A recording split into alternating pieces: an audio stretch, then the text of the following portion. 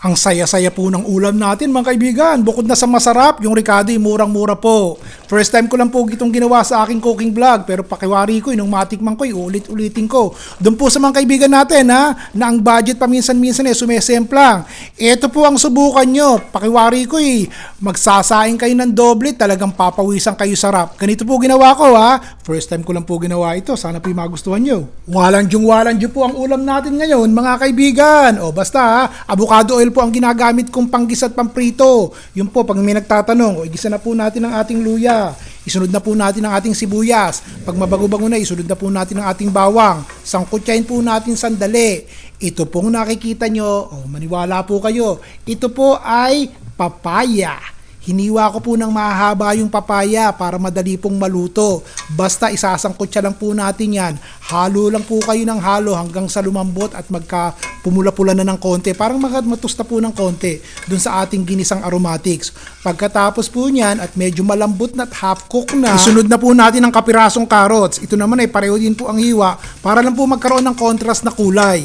Lutuin na po nating maigi yan, yung ating papaya at saka yung carrots. Kung gusto niyo pong lagyan ng asin at konting paminta para magkalasa na, ayos na rin. Pagkatapos po ng 3-4 na minuto at lutong-luto na pareho itong ating gulay, tsaka natin tanggalin at kaukin po natin at ilagay po natin sa isang malukong. Isang tabi po muna natin. Pagkatapos po, ganito rin gagawin natin sa susunod.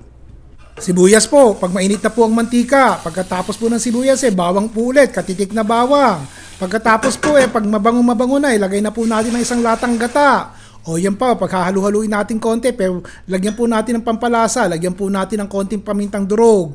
Tapos po ipatisan nyo na, kayo na po bahala sa alat kung gaano. Tapos lagyan po natin ng seasoning powder kung kayo po gumagamit. Halo po sandali, hayaan po natin kumulo. Patakan po natin ng lemon juice o kaya naman po kalamansi kung ano meron kayo. Hayaan po natin kumulo. At kapag kumukulo na po, tikman nyo po muna. At kapag okay na po ang lasa, ilagay po natin tong siling panigang. Naku po, isang plastic, di ba? Ilang piraso lang po ang ilalagay ko at baka naman mag-apoy ang bibig ng kakain. Tinanggal ko po yung buto. O pagkatapos niyan, ito po ang ilalagay natin. 2 lata po ng sardinas. Kung gusto nyo gamitin yung lapad na sardinas nasa sa inyo na po. Kung gusto nyo pong gumamit nung Hokkaido ba, yung nasa lata, kayo na rin po bahala. Basta pare-parehong masasarap yan.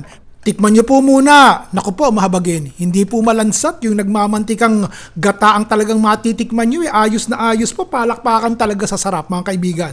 Tsaka po natin ilagay ang ating malunggay. Kung alam nyo lang po ang health benefits na ibinibigay ng malunggay sa ating kalusugan, ako, hindi nyo po iismulin ng malunggay. Lagi kayong may malunggay sa inyong ulam. O pagkatapos po niya, bago nyo patayin ng apoy, ilagay na po natin tong ating piniritong papaya na may kasamang carrots. Konting halo lang po. Siguraduhin yung may sinaing kayo 2 gatang para sa isang tao. Kung 4 na tao kakain, 8 gatang.